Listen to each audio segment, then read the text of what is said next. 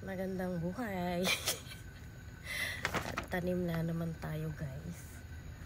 Meron akong mikan or pongkan. At ito naman ay maliliit siyang mansanas. Diba? Tanim natin sila.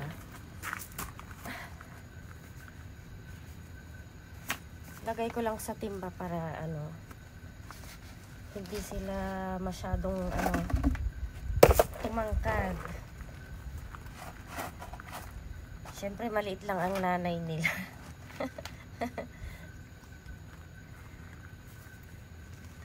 Itong pongkan ko, natapos na siyang namulaklak. Ayan. Pero look, ayan, o diba, pongkan na yung mga yan, dami-dami.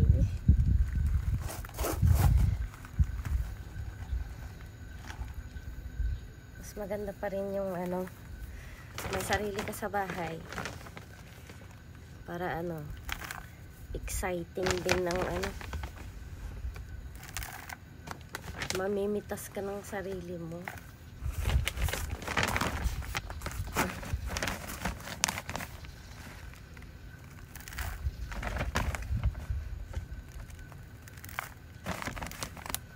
Mga lang to,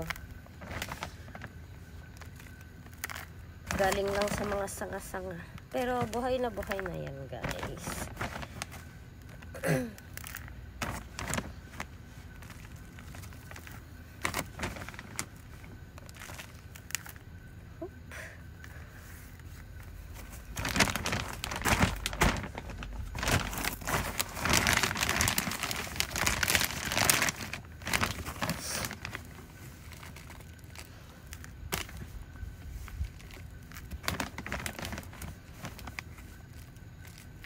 Sa susunod na mga taon na, diba, itong taon na to, syempre pag naswertehan at lumaki yung mga bunga niya, o diba, saya-saya na naman ang mami at matutuwa na naman ang mga anak kong mamitas.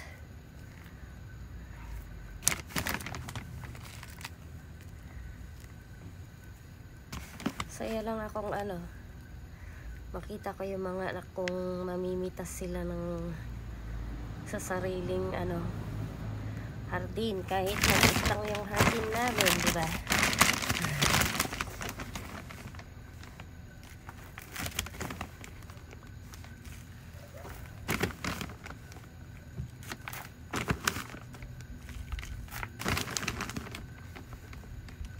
Hindi na lang basta bulak-bulak.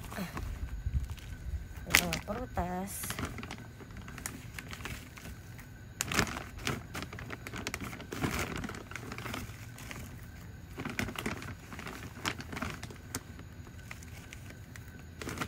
Siyempre pag sobrang tanda ko na rin, sa Pilipinas ko naman to gagawin pag malalaki na yung mga anak ko.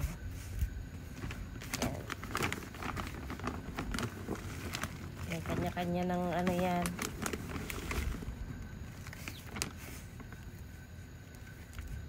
Kanya-kanya ng buhay. Sa Pilipinas naman ako pagtatanim, diba? Pansamantala dito muna ako, syempre palakihin ko muna yung mga anak ko hanggang sa kaya na nila.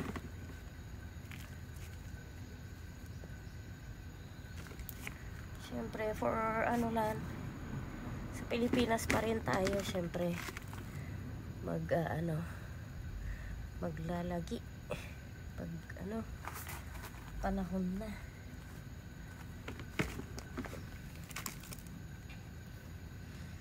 Yan, may sarili na akong pongkan at mansanas. Saya-saya lang.